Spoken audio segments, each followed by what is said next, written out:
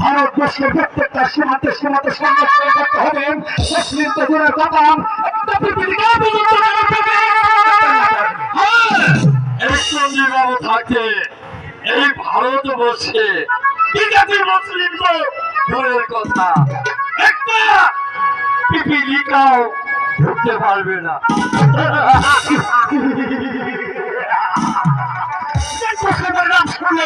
আমাদের সনাতন ধর্মের মধ্যে কিন্তু বসে থাকতে হয় এই মুসলিমরা কি প্রবেশ করবে ভারতবর্ষে কিছুই হতে পারে না।